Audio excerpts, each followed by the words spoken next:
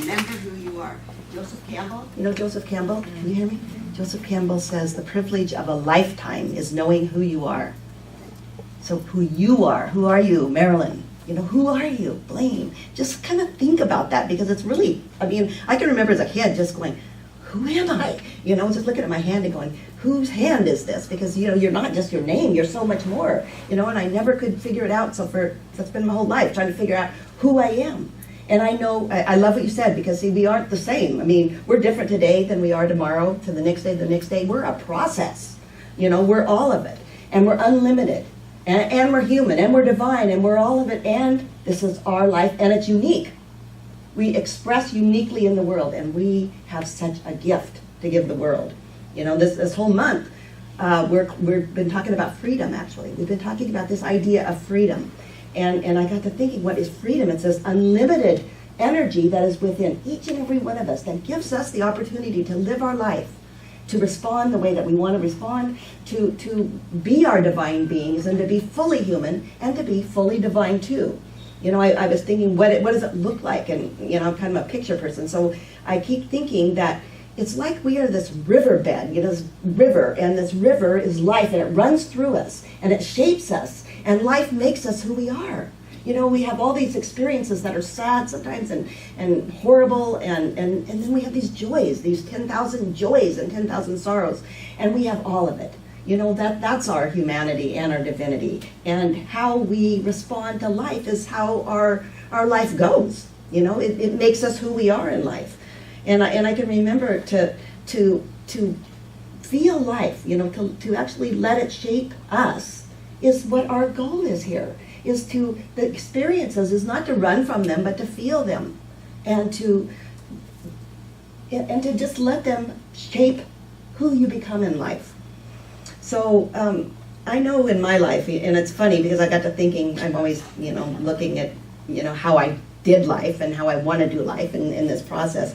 And there was a time in my life when I thought that the freedom for life, this freedom, came from running away from the circumstances of life, right? I always read about the divine, and then there's the human, and I wanted to just focus on the divine, right? Because it's more fun, right? It's more peaceful. You know, if I can kind of just forget all the humanity, I could just go into meditation, I could go somewhere. So I used to have this fantasy, and I call it my flow fantasy, because I wanted to be I mean, this is kind of embarrassing. Most people have these fantasies where they're, you know, really cool. Well, I was going to be a waitress in up in the hills somewhere, and nobody would know who I was. I would run away. I would just run away from life, because I went through this experience that was very difficult for me, and I didn't want people to even know who I was anymore. I was embarrassed. So I always saw myself up in these hills and I don't know why a waitress. I guess I had to support myself some way, and I would live in this little room, and I would serve coffee to truckers.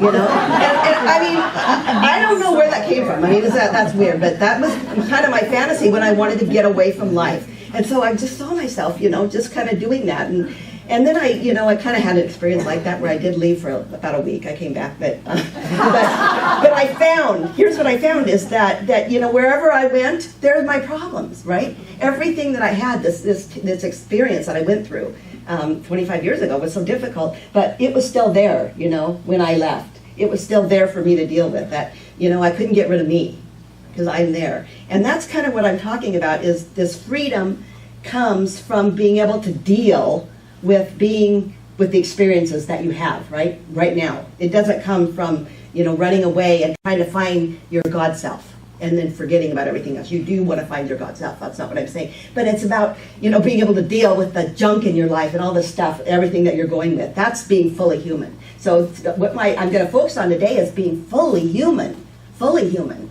and being fully divine, because we're both, you know. And I can't even tell you how much I've read about, you know, this being divine being. I can tell you, you know, just everything in my head about how to be divine, right? But none of you are going to know it until you feel it, until you feel the God moving through you. When you sing, you feel the God moving through you. I felt it. You know, that's what you experience. But you don't do it until you deal with your human, and that's what shapes who you are, opens you so that the spirit moves through you. Does that make sense?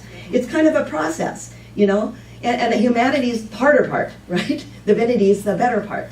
But we got to have it all, because our divine is human.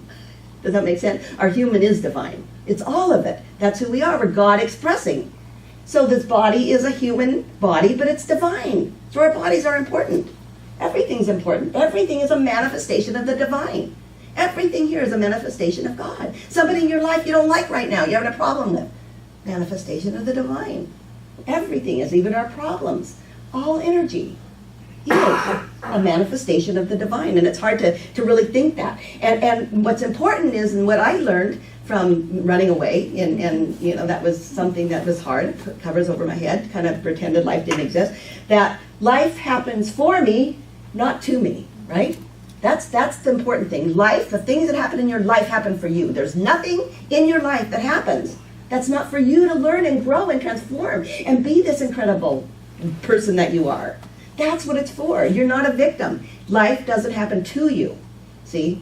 And that took a while for me to get, you know? I mean, it was like I had to hide from it, and I had to, you know, go and meditate and know my divine self and just pretend that the divine wasn't there.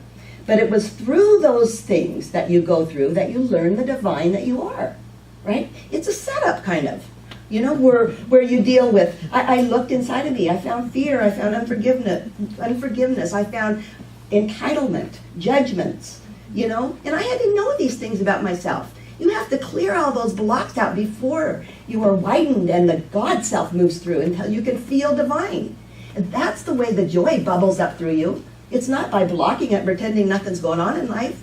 You know, it just doesn't work that way. So as I began to embrace all this stuff, that's where I found my true nature, who I really, really, really am at the core, who when this life kind of goes away and eventually, you know, crumbles, and it slowly does every day, and then guess what? It builds. Spirit builds it back up. Even better than before. You know, and Emerson once said, and I couldn't find the quote, I don't even know it's him that said it, but I'll say it is, okay. But it's something like, I found that my humanity was the doorway to my divinity. And I love that. So it's through this door, you open this door, and this is the picture I get, because I love that, is that, you know, you have all these struggles, and, you know, here I am pouring coffee to the truckers, you know, so, you know, all this trouble going on, and all of a sudden I open a door, you know, and there's God, you know, just like running through me in the energy of God, and that's kind of a metaphor for how life is, you know, but when we go through our humanity and we open the door, there it is. All we need is intention and love and openness, and we feel it. You feel who you really are. See, when we say God, we're talking about you. That's kind of a weird point, isn't it? But that's true. You're a piece of that. I mean, you're not all God. That's not what I'm saying. But you've got this piece of God running through you that can handle anything in your life that you choose to handle. You know? And I love the idea that, you know, we're not who you're going to be isn't right now. You are who you are right this moment. But when you leave here, you're going to be somebody else. You know? Because we aren't solid beings. See, even science tells us that we're not solid selves, that we're moving energy. We're moving all the time, so we're creating who we are all the time. By our emotions, by our thoughts, by feeling your way through, opening, and letting more God in. It's like opening the blinds, you know? You open the blinds up, and where sunshine comes in. That's what we do with our lives. We open up, we face our humanity, and we let God pour through us. We let God pour through us. And that's the way freedom comes. That's what freedom is, and that's who we are, is this freedom. What does it feel like, you know, to be free all the time? I don't know, because I'm not that, but I know the moments when I am free, and it's more and more, I have to tell you, that the more I am open, the more that as a problem or a challenge comes into my life, the more I deal with it immediately, the more it clears so that God can come through. So that the energy of God can come through. I don't bury it anymore. I don't think about it and say, I'll get to it later. You know, I don't pretend it's not there. I have to deal with it. And then when I do, I'm clear at that moment so that I live a clear life, an open, authentic life, so that whatever comes, I can deal with in my life. So it's presence. It's being present to life, and it's accepting what is in your life. Whatever it is, it's about acceptance. Huge, huge in practice. Non-resistance and acceptance. Whatever is. Life is as it is. That's the biggest. I used to have a teacher that said, it is as it is. And one of the most profound things that there is in life is to accept life as it is. You know, don't try to change it, accept it. And once you accept it, it's weird how things start to shift. And something bigger comes through to lead you. when you are feeling your divinity, when you are really in that space, there's no judgment anymore, you know? It's like judgment's gone. You don't judge people anymore. You don't judge situations anymore. You know, it just is what it is, you know? And the truth is, here, I want to talk about this before I close, because we talk about ego so much, you know? We say, no, it's the ego, you know, the ego did this to me and stuff. Well, here's what I think about ego is that, you know, ego is so important to us. It really is. We need our ego. I want to talk about that because what it is, I think of ego, there's all these teachers that talk about ego differently, right? Ego differently. Some of them say, you know, it's you know, we have to annihilate it. We have to get rid of it. You know, others, you know, say different things about it. I want to talk about what it means to me. I think about it, I was thinking about this as I'm laying in bed last night, that ego is this protective mask, right, that we wear that kind of covers our true self to operate in the world. We need it to operate in the world. Now, evolution has given us the gift of ego, right? And it's how that we separated from our oneness. And if we didn't move away from, we're talking about we're all one, and that's wonderful. We are one at some molecular level. But to tell you the truth, from our oneness, we had to have a human experience, right? We came here to have a human experience. And that's what our ego gave us, this human experience. So, you know, when you see a baby and it's laying there in the crib, you know, and it's just looking up and it's feeling one, it doesn't think it's the mother, thinks, you know, or the baby thinks it's one with the mother, doesn't even know it's separate yet. That's what oneness is. And when they start to get an ego, they start to get separate, you know, and we have to have that or else we'd be laying in the crib right now waiting for someone to change us, you know, right? You know, eventually maybe we'll be there, but, you know, again, that's what I'm saying. We need the ego. It's a gift to us. The ego is a gift. You know, we wouldn't grow, we wouldn't function. You know, I thank God my little kids, my grandkids are learning their ego. They're learning how to, I'm me and I'm happy who I am and they love who they are. And that's what the ego does. We have to be able to do that. Yet, after we've matured, now here's the deal, and we want to be free, then that's the time when we got to stop. We got to look at the ego and see if it's running us, right? If the ego is running us. And are we conditioned? We got to stop. We got to look at where we are, because ego is only a problem when it becomes our entire identity, right?